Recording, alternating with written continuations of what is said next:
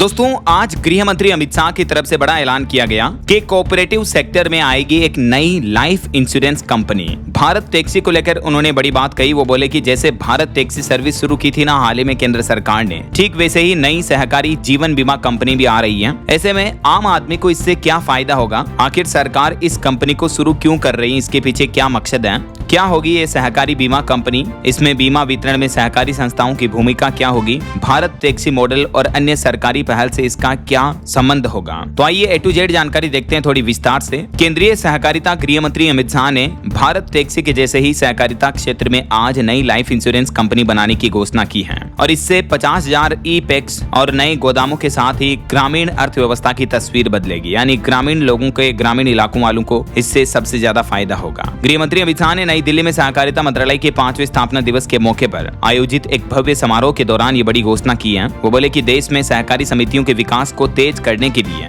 जल्दी ये एक नई सहकारी लाइफ इंश्योरेंस यानी जीवन बीमा कंपनी का गठन किया जाएगा। ऐसे में बीमा और परिवहन क्षेत्र में सहकारी मॉडल के विस्तार को लेकर सरकार की योजना आखिर क्या है, इस बारे में डिटेल्स आप चेक कर सकते हैं। सरकार का प्लान और लक्ष्य है कि आगामी 2 सालों में इसका विस्तार 500 शहरों में करने की ठोस तैयारी है और भारत टैक्सी के मॉडल पर ही बीमा क्षेत्र में भी सहकारी समितियों की हिस्सेदारी बढ़ाने के लिए एक स्वतंत्र सहकारी जीवन बीमा कंपनी स्थापित की जाएगी। ग्रामीण स्तर पर पैक्स के डिजिटलीकरण और क्षमता निर्माण के लिए और भी केंद्र सरकार द्वारा कौन कौन से कदम उठाए गए हैं, इस बारे में भी डिटेल्स आप देख सकते हैं। गृह मंत्री अमित शाह का कहना है कि 50,000 ई-पैक्स का शुभारंभ किया गया, त्रिभुवन सहकारी विश्वविद्यालय की स्थापना की गई और कृषि बुनियादी ढांचे को मजबूत करने के लिए केंद्र सरकार द्वारा किन किन बड़ी परियोजनाओं का अनावरण किया गया, इस बारे में भी जानकारी आप चेक कर सकते हैं। अनाज भंडारण क्षमता का विस्तार हुआ है, सहकार वन और टिश्यू कल्चर लैब का भी डेवलपमेंट किया गया। ऐसे में सहकारिता नीति को लेकर राज्यों की चिंताओं और आगामी विकास का क्या दृष्टिकोण है, सरकार का क्या प्लान है, ये डिटेल्स भी आप चेक कर सकते हैं। और अगर बिल्कुल आसान भाषा में समझाऊं दोस्तों, तो इस योजना के पीछे सरकार का मकसद है, जैसे गाँव में अभी सहकारी समिति से हम आम आदमी, आम लोग जो है खाद बीज लोन वगैरह या सरकारी योजनाओं का लाभ लेते हैं ना, वैसे ही आगे चलकर इन्हीं सहकारी समितियों से आपको जीवन बीमा पॉलिसी का लाभ भी मिल पाएगा। जीवन बीमा का मतलब अगर किसी दुर्घटनावश या किसी भी कारणवश परिवार के कमाने वाले व्यक्ति की मौत हो जाए तो बीमा कंपनी उसके परिवार को तय रकम देती है ताकि घर का खर्च, बच्चों की पढ़ाई वगैरह या सर्वाइवल आसानी से किया जा सके। तो ये योजना लाने के पीछे सरकार का मकसद है। ठीक है,